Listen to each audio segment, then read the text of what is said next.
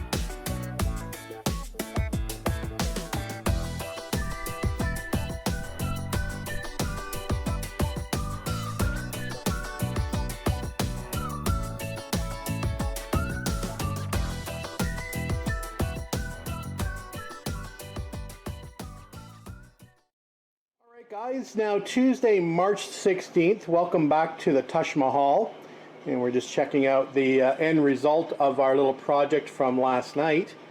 And there is the switch panel painted in the faux carbon fiber.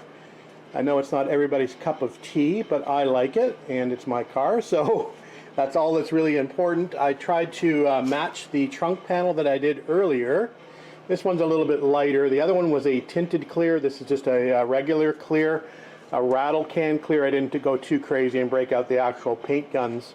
So it's a four-step process. Obviously primer first, then our black background, then you spray through the mask with a silver, and then you clear coat. Here's the mask that we used. It's just like a carpet underlay or toolbox drawer liner, that kind of thing, and that will give you the pattern of the faux carbon fiber. So what we're going to do is we're going to clean up our center support a little bit more. We'll get some cleaner out, clean that up, glue up a few sections that have separated, and we'll put our switch panel in, and our gauge, our air fuel ratio gauge in the center, and our two switches for the driving lights and for the electric fan. We'll install those, as well as our USB port, and we'll call that project done for now until it's ready to be installed in the car. Alright guys, there is the finished project with all of the switches and the USB port installed, as well as the AFR gauge. So I think it's looking much better than it did. Again, it's not going to be everybody's cup of tea, but that's okay. I'm only trying to please me. And I think you'll probably have to agree that it looks 100% better than it did look. So that's a good thing at least. Alright, so we'll set this aside, and we'll work on installing the center plinth and getting all those connections hooked up. So ignition switch, heater switch, choke cable, heater cable, and heater box connection. All right, we've got that center plinth up on the workbench, and the first thing we're going to do is we're going to replace these old knobs, and we have a new set here standing by, looking nice and fresh. So one thing you need to know in order to get these knobs off is they have a little detente that holds them in, so you just need a little pick to depress that and to pull those knobs off. If it's not accessible or visible, you may need to actually swivel the knob around, so I might have to loosen off this bezel a little bit to be able to swivel this knob to be able to get to that push point. But anyway, we'll swap these out and we'll come back with a quick look of it before we put it on the car.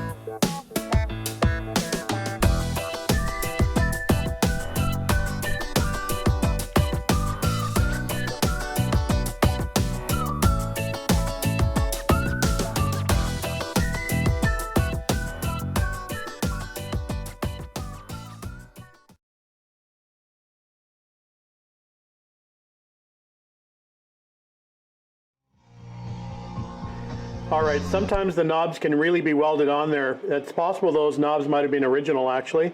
Anyway, I find that if you're not trying to obviously rescue the knobs that are on there, these Dremel plastic cutting bits work really well to split those and to get them off. I did have the heat gun out. I tried the heat gun first along with the little punch to push the pin in, but they were not budging even with a pair of channel locks to pull them off. So my only recourse was the plastic blade on my little Dremel. So that worked well. And one thing I'm going to do before I go in and reinstall this, I'm going to try to clean this heater control cable. This pulls the valve open to open the floodgates from the heater valve through to the heater core. So that will pull this right here, this valve here. So what I'm going to do to make this look a little bit better is I'm going to hit it with some steel wool. So this is 0 grade steel wool. I normally have a little bit finer, but I don't have any in the cupboard, so the 0 is going to have to work. And we're just going to clean this cable up a little bit, see if we can get it to shine up a little bit, because this is going to be visible in the engine bay. This one hooks up to the actual heater box and controls the vent flap on the bottom. So we're not too concerned about this one, but we'll try to shine it up a little bit while we're there. All right, we're just working on the back of the Plinth, and we've got our starter wired up, and we've got our heater blower motor wired up. Just one quick notation on this switch here, comes awfully close to the metal piece of the dash and often causes a short. So be careful that you check your clearances once you install this in the location. You may need to turn it slightly so you do not contact the metal dash back piece.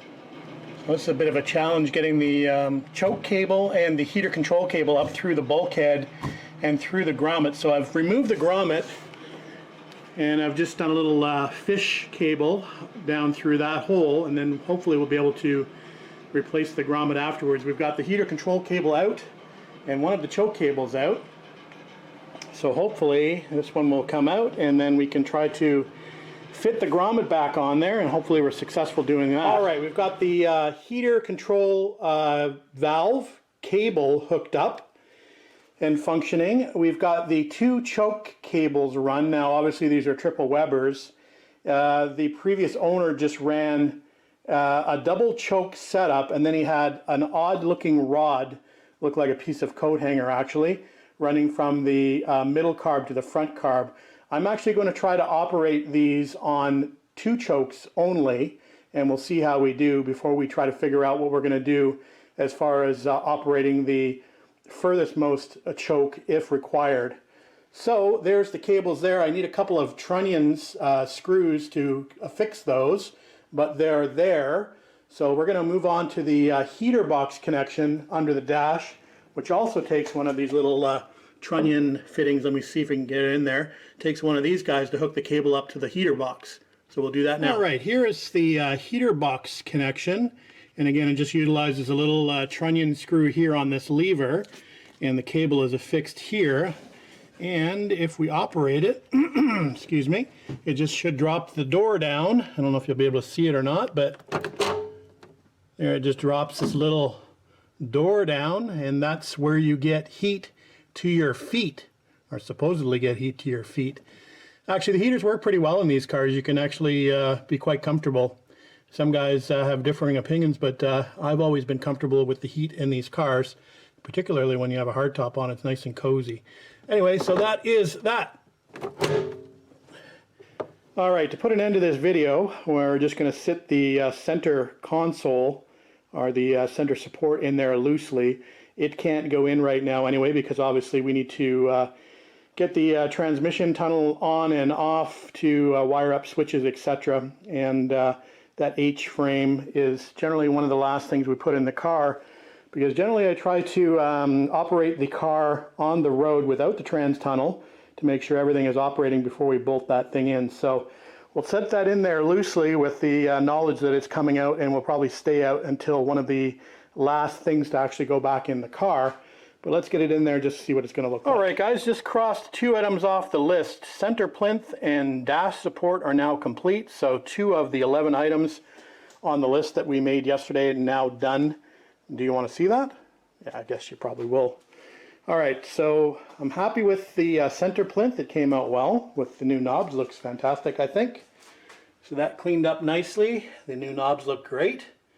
Everything is functioning as it should, so that's great. Center console, I'm happy with it. The only thing I'm not happy with is that area above the painted plate. That actually looks, again, as I mentioned, I think this is from a TR6, because that normally would have a light up indicator bar for the pulls above it, and I don't believe the TR250 had that. So again, I think this has been borrowed from a later TR6. But other than that, it looks good. We'll come up with a quick fix for that top area, whether it's another piece of painted plate or maybe just a piece of vinyl. And I was thinking of using the same vinyl material that I'm going to be using to cover the interior of the windscreen. So we'll come up with something to hide that area. But I think it looks not too bad. Again, I know it's not going to be everybody's cup of tea. It's the same sort of treatment that I have in my 1960 TR3A, and I quite like it. So again, my car, so I get to make the decisions, right? All right, what's on the next project agenda? Let's probably do another little fun project. Maybe we'll do number 4, the driving light mounts and brackets. That's not going to happen today.